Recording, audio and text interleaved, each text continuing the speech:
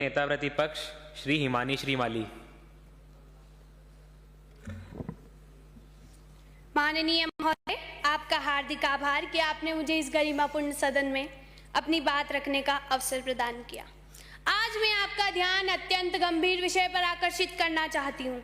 माननीय अध्यक्ष महोदय, किशोरावस्था में होने वाले यौन अपराध केवल शरीर पर ही नहीं बल्कि मन, आत्मविश्वास और भविष्य पर सीधे प्रहार करती हैं। नेशनल क्राइम रिकॉर्ड ब्यूरो 2023 के अनुसार देश भर में दसियों हजार पोक्सो में मामले दर्ज हैं, जिसमें राजस्थान भी गंभीर स्थिति में खड़ा है। मान्यवर, पीड़ित बच्चे लंबे समय तक डर, शर्म, अनिद्रा, पढ़ाई से दूरी, घबराहट और आत्मघाती विचारों से जूझते रहते हैं। लहर लहर से उठता हर एक क्षण जीवन का संगीत है। मन के हारे हार सदारे, मन के जीते जीत हैं। यह केवल विधिक अपराध नहीं, यह बचपन की हत्या है और भविष्य की भी हत्या है। राजस्थान हर 3 सेक्सुअल क्राइम्स में एक बच्चा पीड़ित। If the mind breaks, the future breaks. If the youth fails, the nation also fails. अध्यक्ष महोदय, मैं जिस क्षेत्र से आती हूँ उस क्षेत्र में एक ऐसी दुखद घटना घटित हुई है जिसने मानवता को शर्मसार कर दिया है, रिश्तों को तार तार कर दिया है। 8 वर्ष की मासूम बच्ची, मान्यवर, 8 वर्ष की मासूम बच्ची, उससे दुष्कर्म कर, नृशंस हत्या कर, शव के टुकड़े टुकड़े कर थैली में भरकर खंडर में फेंक दिए गए। उठो द्रौपदी, शस्त्र उठा लो, अब गोविंद ना आएंगे। छोड़ो मेहंदी, खड़ग संभालो।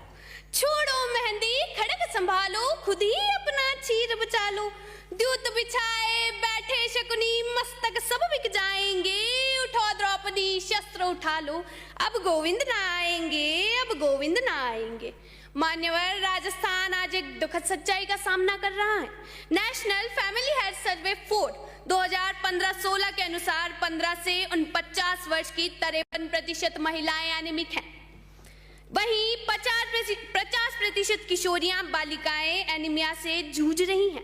एनसीआरबी 2023 की रिपोर्ट के अनुसार 2023 में बच्चों के खिलाफ अपराध के कुछ 1,77,335 मामले देश भर में दर्ज हुए हैं, और जो कि 2022 की तुलना में 9.2% ज्यादा है।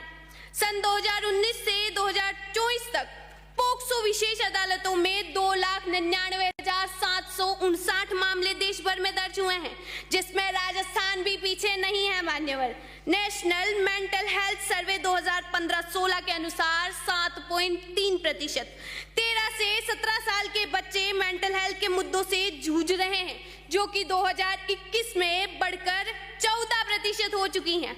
और सबसे दर्दनाक 81% किशोर किशोरियां मानसिक तनाव की समस्या की तरफ बढ़ रहे हैं। एनसीआरबी के अनुसार एनडीपीएस अपराधों में तेज बढ़ोतरी। राजस्थान एसटीएफ 1200 किलो प्लस नशीले पदार्थ जब्त। स्कूल के पास सिंथेटिक ड्रग्स, वेपिंग, टेबलेट्स। मान्यवर, ये व्यापार नहीं, भविष्य पर हमला है। मैं पूछती हूँ, बच्चों तक नशा पहुंचा कौन रहा है? ये सिंडिकेट कौन चला रहा है? क्या यही किशोर किशोरियां हमारे स्वप्निल भारत का भविष्य होंगे? बच्चों पर बढ़ती यौन हिंसा आज सबसे बड़ी चेतावनी। एनसीआरबी 75,000 प्लस पोक्सो केस में 40% मामलों में अपराधी परिवार जानकार। जिम्मेदार कौन मान्यवर? जिम्मेदार कौन? घर का वातावरण, इंटरनेट का अनियंत्रित उपयोग, असुरक्षित पड़ोस और सबसे ज्यादा समाज की चुप्पी। मान्यवर, समाज की चुप्पी। Coaching pressure, career confusion. Rajasthan coaching hub है, ये बहुत अधिक गर्व की बात है। लेकिन अध्यक्ष महोदय, गर्व वहीं तक सीमित है जब तक बच्चों की जान सुरक्षित है। 2023 में 5,194 स्टूडेंट सुसाइड्स हुए हैं।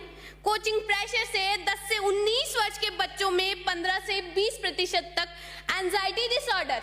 इससे बच्चा अपना सिलेक्शन से पहले अपना डायरेक्शन ही खो रहा है। युवा प्रतिपक्ष होने के नाते मेरी सदन में जिम्मेदारी बनती है कि मैं वर्तमान सरकार के समक्ष युवाओं के भविष्य को सुरक्षित रखने के लिए कुछ मांगे रखूं। विपक्ष का काम केवल सवाल पूछना नहीं है, बल्कि सुझाव प्रस्तुत करना भी है। विद्यालय में कैरियर काउंसलर या मनोचिकित्सक को नियुक्ति दी जानी चाहिए, जिसमें किशोर किशोरियों के मानसिक स्वास्थ्य की अहम जिम्मेदारी हो। सरकार द्वारा विद्यालय स्तर पर इन आंकड़ों की सख्त मॉनिटरिंग की जानी चाहिए।